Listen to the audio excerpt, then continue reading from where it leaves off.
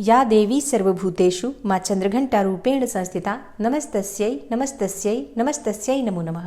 ओम दुंग दुर्गाय नमः। आप सभी को चैत्र नवरात्रि के तीसरे दिन की मंगल शुभकामनाएं। माँ भगवती जगदम्बा चंद्रघंटा की कृपा सदैव आप और आपके समस्त परिवार पर बनी रहे। 11 अप्रैल 2024 गुरुवार के दिन चैत्र मास की तृतीया तिथि है। तृतीया तिथि प्रारंभ हो रही है 10 अप्रैल को शाम को 5:32 पर और तृतीया तिथि समाप्त होगी 11 अप्रैल को दोपहर में 3:03 पर। तो सूर्योदय कालीन तृतीया तिथि हमें 11 अप्रैल को प्राप्त हो रही है। 11 अप्रैल को सूर्योदय काल का समय रहेगा सुबह 6:13 पर और सूर्यास्त का समय रहेगा शाम को 6:42 पर। और आज का अभिजीत मुहूर्त आपको प्राप्त हो रहा है दोपहर 12:02 से 12:52 तक। और 11 अप्रैल को ब्रह्म मुहूर्त का समय रहेगा सुबह 4:36 से सुबह 5:24 तक। और राहु काल का समय रहेगा दोपहर में 2 बजे से 3:35 तक। राहु काल में कोई भी शुभ या मांगलिक कार्य नहीं करना चाहिए।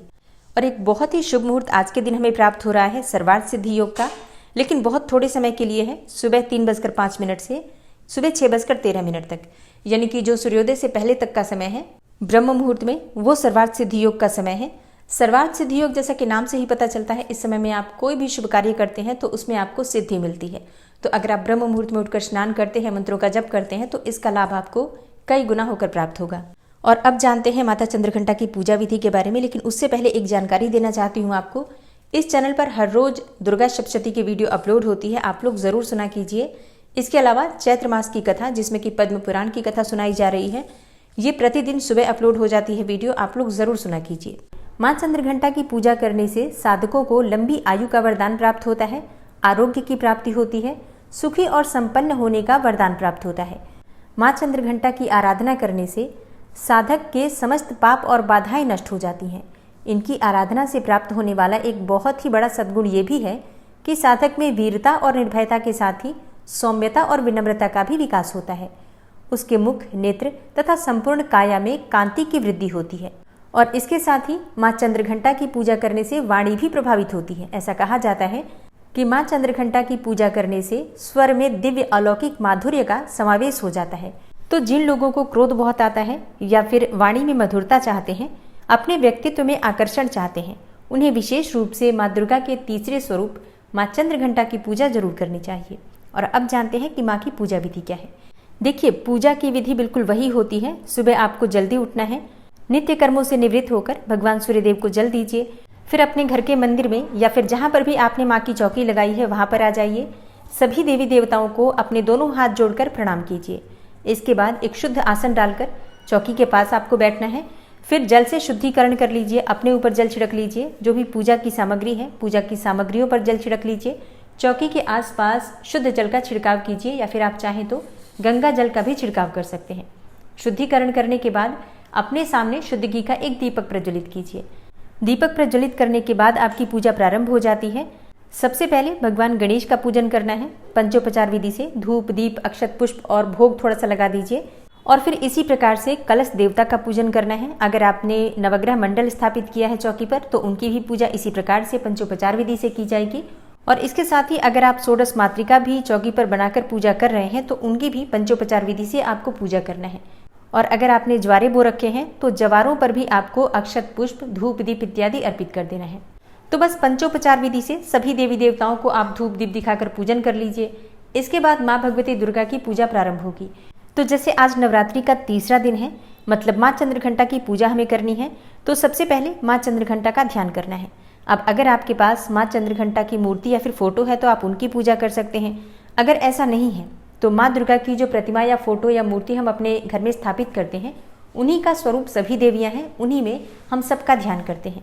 अपने हाथ में पुष्प लेकर माँ चंद्रघंटा के स्वरूप का ध्यान कीजिए।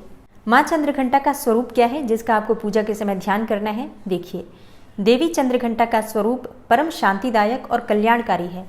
माँ चंद्रघंटा की सवारी बाघ है और माँ चंद्रघंटा के शरीर का रंग स्वर्ण के समान चमकीला है। इनके मस्तक में घंटे के आकार का अर्धचंद्र विराजमान है, इसलिए इन्हें चंद्रघंटा कहा जाता है। इनकी 10 भुजाएं हैं और इनके सभी हाथों में अलग अलग शस्त्र विभूषित हैं। इनके गले में सफेद फूलों की माला सुशोभित रहती है। इनकी मुद्रा युद्ध के लिए उद्यत रहने वाली है। इनके घंटे की सी भयानक ध्वनि से अत्याचारी दानव, दैत्य, राक्षस सदैव प्रकंपित रहते हैं। दुष्टों का दमन और विनाश करने में सदैव तत्पर रहने के बाद भी इनका स्वरूप दर्शक और आराधक के लिए अत्यंत सौम्यता और शांति से परिपूर्ण रहता है। अतः भक्तों के कष्टों का निवारण ये शीघ्र ही कर देती हैं। इनका वाहन सिंह अर्थात बाघ है। इनका उपासक सिंह की तरह पराक्रमी और निर्भय हो जाता है। इनके घंटे की ध्वनि सदा अपने भक्तों को प्रेत बाधा आदि से रक्षा करती है। इनका ध्यान करते ही शरणागत की रक्षा के लिए इस घंटे की ध्वनि निनादित हो जाती है। माँ चंद्रघंटा के भक्त और उपासक जहाँ भी जाते हैं, लोग उन्हें देखकर शांति का अनुभव करते हैं। ऐसे साधक के शरीर से दिव्य प्रकाश युक्त परमाणुओं का अदृश्य विकिरण होता है। माँ चंद्रघंटा के इसी स्वरूप का आपको ध्यान करना है और ध्यान करते समय माँ के बीज मंत्र का आपको जप करना है। माँ का बीज मंत्र है ऐं श्रीं शक्त्यै नमः। दूसरा मंत्र है या देवी सर्वभूतेषु माँ चंद्रघंटा रूपेण संस्थिता नमस्तस्यै नमस्तस्यै नमस्तस्यै नमो नमः। इनमें से किसी भी मंत्र के द्वारा माँ चंद्रघंटा का ध्यान करके आपके हाथ में जो पुष्प है माँ के चरणों में अर्पित कर दीजिए। इसके बाद धूप, दीप, अक्षत पुष्प इत्यादि सभी चीजें एक एक करके माँ चंद्रघंटा का ध्यान करके माँ के पास अर्पित कीजिए।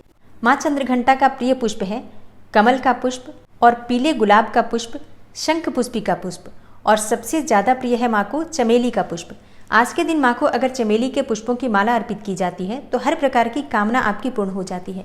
तो अगर आपके पास उपलब्ध हो तो जरूर अर्पित कीजिए। नवरात्रि के तीसरे दिन माँ चंद्रघंटा को दूध या फिर दूध से बनी हुई चीजों का भोग अर्पित करना चाहिए। आप चाहें तो खीर का भोग लगा सकते हैं या फिर दूध में भी शक्कर और केसर मिलाकर भी अर्पित कर सकते हैं।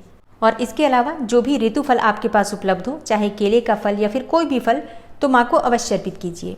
आज के दिन हमें किस रंग के वस्त्र धारण करके माँ की पूजा करनी चाहिए, तो देखिए आज माँ का प्रिय रंग है भूरा और सुनहरा।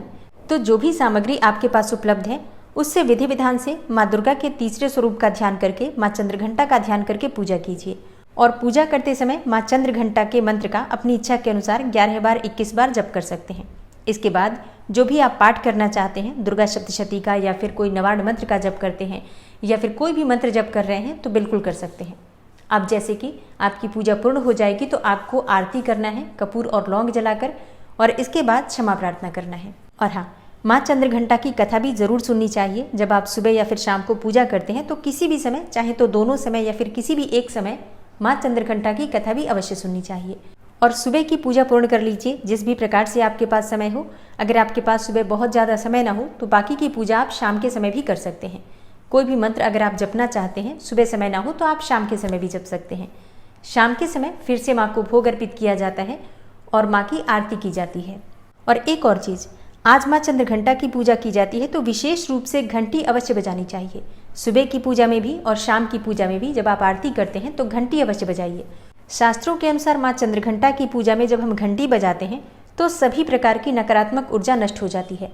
माँ अत्यंत प्रसन्न होती हैं और भक्तों की मनवांछित कामना को पूर्ण करती हैं।